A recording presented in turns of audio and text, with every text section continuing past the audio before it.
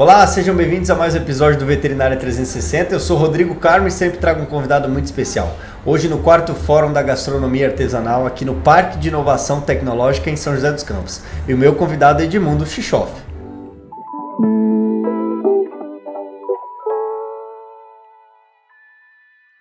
Meu convidado de hoje é Edmundo Chichoff, ele produz cogumelo aqui em Monteiro Lobato, cidade próxima de São José. Tudo bem, Edmundo? Seja bem-vindo. Tudo ótimo, obrigado. De nada.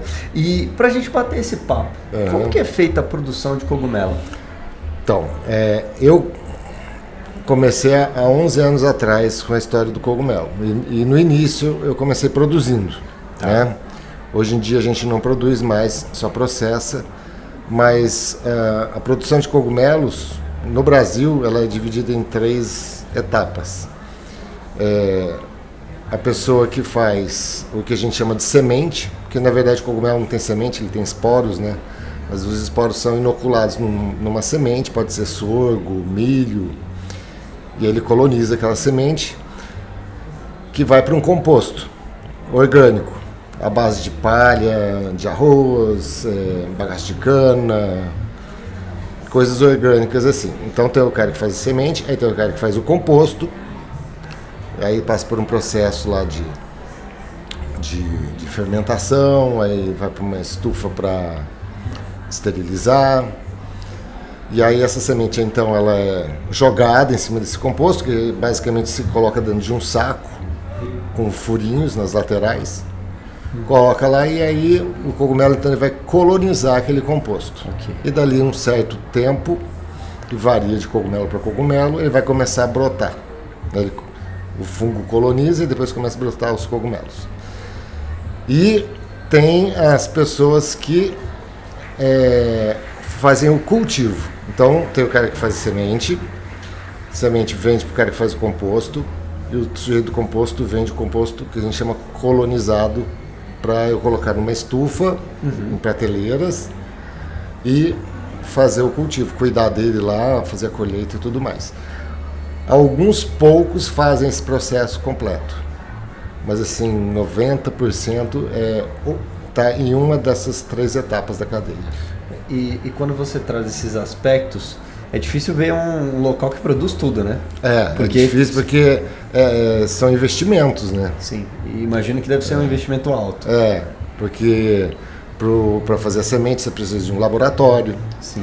Para produzir o composto, aí estamos falando de escala comercial, né? Sim. Não num pequeno sítio que o cara faz ali e vende nos arredores. Precisa de um galpão grande, aquelas máquinas Bobcat, né, para poder revirar aquele composto, porque é uma montanha assim, de composto. A própria estufa onde é pasteurizada é grande também, né, tem caldeira para vapor, todas aquelas coisas. Já quem cultiva, aí já não precisa ser grande, pode ser pequeno. Entendi. Né? Aí tudo vai depender de quantos sacos, né, de composto ele quer pôr na propriedade dele, e dependendo do mercado que ele atende. Tem gente que tem grandes galpões e tem gente que tem pequenos galpões, que você pode produzir em área pequena o cogumelo. Por quê? Você produz em prateleira. Sim. Então você pega uma área de 16 metros quadrados, uma sala, né, de 4x4. Se você tiver 7 prateleiras, é como se você ocupasse um espaço no chão de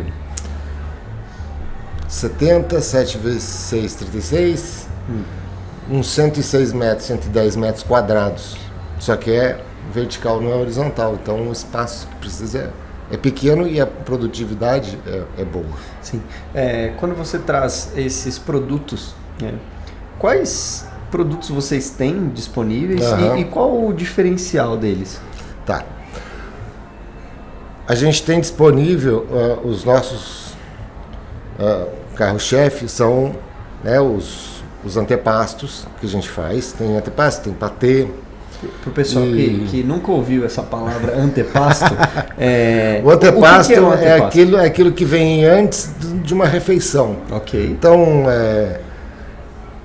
e é um pouco diferente do aperitivo, porque o aperitivo é aquela coisa que você está ali na mesa, né, uma torradinha e tal. O antepasto já acaba sendo mais num prato, uma porção um pouquinho maior, mas isso não limita o consumo do produto. Uma entradinha ali. Uma entradinha, tá. Né? Uhum. E a gente faz os antepastos, esse aqui é um de shiitake, chama shiitake aperitivo. E a gente começou a produzir, desenvolver o produto por conta do volume excessivo de cogumelo. Problema bom, né? A gente começou com shimeji. O shimeji eu falo que é que nem mato. Sim. Ele a produção é mais rústica, não exige tantos cuidados e ele brota muito. Tá. É que nem mato quando chove, cresce que é um negócio. E aí eu comecei a desenvolver um produto. O primeiro levou 8 meses. Nossa. Entre definir receita, rotulagem, processo de esterilização do vidro para poder ter uma durabilidade.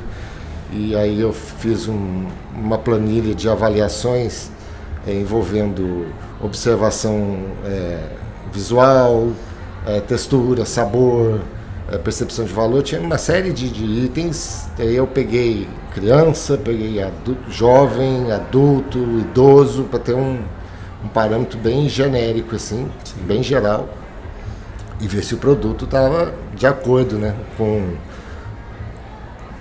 o que as pessoas iriam perceber dele. A partir desse, o resto é fácil, porque é uma questão de receita. E são todas receitas autorais. Legal. Não tem na internet. Não adianta procurar, porque não vai ter, não. Ontem passou uma cliente nossa, a moça comprou. É exclusivo, né? Um produto exclusivo. Eu procurei na receita na internet, falei, não tem, filho. Eu que desenvolvi, então não tem.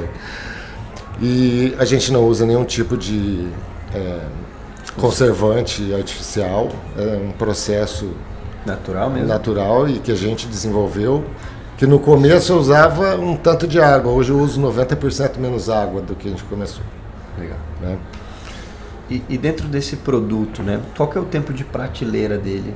Porque é uma dúvida que as pessoas têm. Eu vou comprar esse produto e quanto tempo ele pode ficar ali armazenado? A gente tem 2 tempos, né? O tempo fechado e o tempo após aberto. No tempo fechado, a gente estabeleceu 1 ano de produto a partir da rotulagem dele, é 1 ano. Legal. Apesar de que ele dura mais. Eu tenho um vidro lá que eu guardei de 2015 que está em perfeito estado ainda. Caramba. A tampa já está enferrujando, mas o produto está intacto. Após aberto, a lei me obriga a colocar 10 dias. Tá. Né? Mas, em casos extremos, no caso da minha filha, que estava lá na UDESC, em Santa Catarina, ficou 3 meses na geladeira. É um tempo grande. Então, mas não vai ficar 3 meses, porque a pessoa não vai conseguir resistir e deixar tanto tempo assim guardado. Ela vai comer antes. Legal. Edmundo, e para o empreendedor, ele tem algumas fases, algumas etapas para que ele consiga. Opa, já tenho uma demanda, já estou estabelecido e agora eu preciso dar um passo melhor de organizar todo esse sistema. E você contou com alguns parceiros na sua trajetória de empreendedorismo? Sim, o principal deles foi o Sebrae. Legal. Né? E aí até volta um pouco, né? Você falou, né, de se preparar, se estabelecer. O Sebrae pega você lá do zero. Então a pessoa ela tem ideia de um negócio e não sabe exatamente como formatar, como o que ela precisa fazer, não só para começar, mas para o dia a dia do negócio, ou se ela quer validar aquilo que ela está imaginando. Sim. O Sebrae está lá para isso. Tem assim uma infinidade de ferramentas e a grande maioria delas é gratuita, inclusive sistemas de CRM, que é o Customer Relation Management. Foi. Tranquilo. Que é para você administrar esses contatos, vendas. Provavelmente tem de ERP, que aí é a gestão interna da empresa também, planilhas para controle financeiro, ferramenta para planejamento de negócio, contemplando cada etapa do negócio, qual o objetivo. Aí para você ir lá e falar assim, eu tinha esse objetivo, em tal prazo. Conseguiu, não conseguiu, conseguiu mais ou menos, você vai lá, alimenta a planilha para você ter o acompanhamento de como que está desenvolvendo o seu negócio. Eles têm palestras, cursos, jornadas, programas. Eu mesmo participei de um programa que se chama ALI, Agente Local de Inovação, que ele começa fazendo um diagnóstico da sua empresa em várias áreas, e aí você passa por 6 meses de acompanhamento de um especialista, desenvolvendo a área que foi identificada como mais deficitária, e aí lá ao final dos 6 meses, aí você já desenvolveu um projeto para melhoria daquilo que não estava bom, e aí é feita uma nova avaliação e aí mostra o mapa para você, o do antes e o depois, como você progrediu. Que legal. São coisas muito bacanas, vale a pena. A pessoa não precisa ter medo. Vai lá no Sebrae e fala assim, quero abrir uma empresa, ou eu tenho uma empresa, ramo tal, você vai ser atendido por um consultor e vai seguir a vida. Que legal. E eu fico muito feliz da gente bater esse papo e mostrar o trabalho dos produtores, porque um evento como esse também traz oportunidade de negócio, né? Bastante, porque às vezes, geralmente não um negócio direto de um Sim. com o outro, mas o outro, eu estou fornecendo num empório tal, acho que o seu produto ia ser bacana lá, vou te indicar. Ou às vezes aparece alguém que conhece alguém que tem algum negócio também, que nem nós participamos do Taste Festival em São Paulo semana passada. Passou um dono de empório, que pode acontecer num Sim. evento que nem o Fórum também, pode passar um comerciante. Está em busca de novidade, né? Em busca de novidade e o nosso produto é quase que exclusivo, porque já vi no mercado alguma coisa assim de produtores brasileiros, mas acho que não foi em frente, porque geralmente é o próprio produtor do cogumelo que começa a querer fazer alguma coisa, só que aí vira 2 negócios diferentes. Entendi. Né? Um você está cultivando e tem todas as obrigações daquele cultivo, as tarefas que você tem que fazer, que não tem nada a ver com você ter uma cozinha industrial Sim. e virar um cozinheiro. São coisas totalmente diferentes. Totalmente. Né? Então, a gente optou por ter foco no processamento. Legal. Edmundo, a gente está chegando na parte final do nosso bate-papo. Legal. Hoje, até às 20 horas, né, o pessoal pode vir, trazer a família, aproveitar. Amanhã também, no domingo, das 11 da manhã às 8 da noite. E é uma experiência fantástica, né? Tem música, tem gastronomia, tem comida boa. Só comida boa, né? Comida boa e feita com qualidade, carinho, né? e com carinho. Sim. Sem conservantes, é o que a gente chama, né, da comida de verdade. Sim. Não tem nada industrializado. E tem de tudo, né? Tem pão, geleia, doce, cachaça. Eu experimentei muita coisa boa aqui, viu? Muito queijo, charcutaria, tem meus cogumelos.